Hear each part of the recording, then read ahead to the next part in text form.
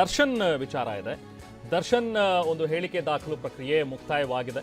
ರೇಣುಕಾಸ್ವಾಮಿ ತಂದೆ ಹೇಳಿಕೆ ದಾಖಲು ಪ್ರಕ್ರಿಯೆ ಈಗ ನಡೆದಿದ್ದದ್ದು 57ನೇ CCH ಕೋರ್ಟ್ನಲ್ಲಿ ನಡೀತಾ ಇರುವಂತಹ ಒಂದು ವಿಚಾರಣೆ. ರೇಣುಕಾ ತಾಯಿ ರತ್ನಪ್ರಭಾ ಹೇಳಿಕೆಯನ್ನು ಈಗಾಗಲೇ ದಾಖಲು ಮಾಡಿಕೊಂಡಿದ್ದಾರೆ. ಅದು ಕಂಪ್ಲೀಟ್ ಆಗಿದೆ. ರೇಣುಕಾಸ್ವಾಮಿ ತಂದೆ ಹೇಳಿಕೆ ದಾಖಲು ಪ್ರಕ್ರಿಯೆ ಈಗ ಸದ್ಯಕ್ಕೆ ಆರಂಭವಾಗಿದೆ.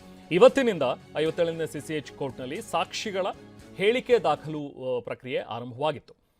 ಸೊ ಪೂರ್ವ ನಿಗದಿಯಂತೆ ಇವತ್ತಿನಿಂದ ಸಾಕ್ಷಿಗಳ ಹೇಳಿಕೆ ದಾಖಲು ಮಾಡುವಂಥ ಒಂದು ಕೆಲಸ ಆಗುತ್ತೆ ಅನ್ನುವಂಥದ್ರ ಬಗ್ಗೆ ಈಗಾಗಲೇ ಪೂರ್ವ ನಿಗದಿಯಾಗಿತ್ತು. ಅದರಂತೆ ಇವತ್ತು ದರ್ಶನ್ ಪ್ರಕರಣ, ಏನು ರೇಣುಕಾಸ್ವಾಮಿ ಕೊಲೆ ಪ್ರಕರಣ ಇದೆ, ಇದರಲ್ಲಿ A2 ಆಗಿರುವಂಥ ದರ್ಶನ್ ಹಾಗೆ A1 ಆಗಿರುವಂಥ ಪವಿತ್ರ ಗೌಡ ಸೇರಿದಂತೆ 17 ಜನ ಆರೋಪಿಗಳ ಮೇಲೆ ಏನೊಂದು ಆರೋಪ ಇದೆ.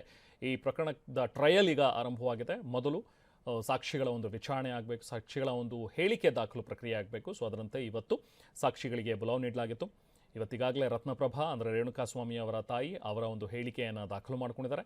ಈಗ ರೇಣುಕಾಸ್ವಾಮಿ ಅವರ ತಂದೆಯ ಒಂದು ಹೇಳಿಕೆಯನ್ನು ದಾಖಲು ಮಾಡಿಕೊಳ್ಳುವಂಥ ಪ್ರಕ್ರಿಯೆ ನಡೀತಾ ಇದೆ.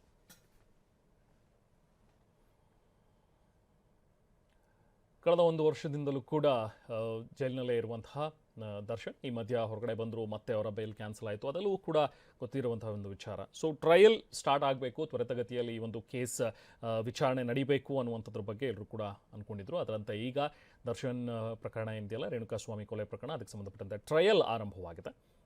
ಹೆಚ್ಚಿನ ಮಾಹಿತಿ ನಾವು ಪ್ರತಿನಿಧಿ ವಿಕಾಸ್ ನೀಡ್ತಾರೆ. ವಿಕಾಸ್, ಇವತ್ತು ಸಾಕ್ಷಿಗಳ ವಿಚಾರಣೆ ಅಥವಾ ಹೇಳಿಕೆ ದಾಖಲು ಪ್ರಕ್ರಿಯೆ ನಡೆಯುತ್ತೆ ಅನ್ನುವಂಥದ್ದು ಪೂರ್ವ ನಿಗದಿಯಾಗಿತ್ತು. ವಿಕಾಸ್, ಈಗ ಇವತ್ತು ಯಾರ್ಯಾರ ಹೇಳಿಕೆಗಳನ್ನು ದಾಖಲು ಮಾಡ್ಕೊಳ್ಳಲಾಗ್ತದೆ? ಮೊದಲು ಈಗ ರತ್ನಪ್ರಭಾ ಅವರದಾಯಿತು, ಈಗ ಅವರ ತಂದೆ ಹೇಳಿಕೆ ದಾಖಲು ಆಗ್ತದೆ. ಇನ್ನು ಎಷ್ಟು ಜನರಿಗೆ ಇವತ್ತು ಸಮನ್ಸ್ ಕೊಟ್ಟಿದ್ದಾರೆ? ಇವತ್ತೆಷ್ಟು ಸಾಕ್ಷಿಗಳ ಹೇಳಿಕೆ ದಾಖಲಾಗುತ್ತೆ? ಏನು ಮತ್ತಷ್ಟು ಡೀಟೇಲ್ಸ್ ಸಿಗ್ತಾ ಇದೆ ಈ ಬಗ್ಗೆ?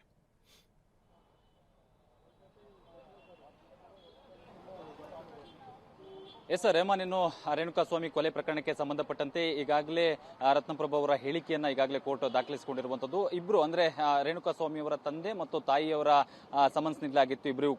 ಇಬ್ರು ಕೂಡ 7 ಮತ್ತು 8ನೇ ಸಾಕ್ಷಿಗಳು ಮತ್ತು ಪ್ರಮುಖ ಸಾಕ್ಷಿಗಳಾಗಿರುವಂತದ್ದು. ಇಲ್ಲಿ ರತ್ನಪ್ರಭಾ ಬಳಿಯಲ್ಲಿ ರೇಣುಕಾಸ್ವಾಮಿ ಅವತ್ತು ಏನು ಮಿಸ್ಸಿಂಗ್ ಆಗ್ತಾರೆ, ಕಿಡ್ನಾಪ್ ಆಗ್ತಾರೆ, ಆ ಸಂದರ್ಭದಲ್ಲಿ ಏನಾದ್ರು ನಿಮಗೆ ಕರೆ ಮಾಡಿ ಮಾತನಾಡಿದ್ರ, ಅಥವಾ ಎಲ್ಲಿ ಇದೀನಿ ಅಂತ ಏನಾದ್ರು ಹೇಳಿದ್ರ, ಅಥವಾ ಎಲ್ಲಿ ಕೆಲಸ ಮಾಡ್ತಾ ಇದ್ರು ಅವರು, ನಿಮಗೆ ಮನೆಯಲ್ಲಿ ಹೇಳಿ ಹೋಗಿದ್ರ ಅಂತಕ್ಕಂಥ ವಿಚಾರಗಳನ್ನ ಏನು ನ್ಯಾಯಾಧೀಶರು ಕೇಳಿರುವಂತದ್ದು. ಅದಕ್ಕೆ ಸಮರ್ಪಕವಾದಂತಹ ಉತ್ತರವನ್ನ ರತ್ನಪ್ರಭಾ ಅವರು ನೀಡಿರುವಂತದ್ದು. ಅಂದ್ರೆ ಈ ಹಿಂದೆ ಪೊಲೀಸರ ಮುಂದೆ ಏನು ಸ್ಟೇಟ್ಮೆಂಟ್ ಅನ್ನ ಕೊಟ್ಟಿರ್ತಾರೆ ಅದರ ಮೇಲೆ ನ್ಯಾಯಾಧೀಶರು ಪ್ರಶ್ನೆಯನ್ನ ಮಾಡಿರ್ತಾರೆ. ಮತ್ತೊಂದು ಪಾರ್ಟಿ ಸವಾಲಿಗೂ ಕೂಡ ಅಪೋನೆಂಟ್ ಲಾಯರ್ಗಳು ಕೂಡ ಕಾಲಾವಕಾಶವನ್ನ ಕೂಡ ಕೋರಿರುವಂತದ್ದು. ಈಗ ಸದ್ಯ ಇವತ್ತು ಇಬ್ಬರ ಹೇಳಿಕೆಯನ್ನ ದಾಖಲಿಸಿಕೊಳ್ತಾರೆ. ಅಂದ್ರೆ ತಂದೆ ಮತ್ತು ತಾಯಿ ಇಬ್ಬರ ಹೇಳಿಕೆಯನ್ನ ದಾಖಲಿಸಿಕೊಳ್ತಾರೆ. ಮತ್ತು ಎಲ್ಲರ ಎದುರುಗಡೆ ಅಂದ್ರೆ ವಿಡಿಯೋ ಕಾನ್ಫರೆನ್ಸ್ ಮುಖಾಂತರವಾಗಿ ದರ್ಶನ್, ಪವಿತ್ರ ಗೌಡ ಸೇರಿದಂತೆ 7 ಆರೋಪಿಗಳನ್ನ ಖುದ್ದಾಗಿ ಹಾಜರುಪಡಿಸಲಾಗಿತ್ತು. ಅವರು ಕೂಡ ಈ ಒಂದು ಸಾಕ್ಷಿಯ ವಿಚಾರಣೆ ನಡೆಯುವಂತ ಸಂದರ್ಭದಲ್ಲಿ ಹಾಜರಿದ್ರು. ಅಂದ್ರೆ ವಿಡಿಯೋ ಕಾನ್ಫರೆನ್ಸ್ ಮುಖಾಂತರವಾಗಿ ಹಾಜರಿದ್ರು.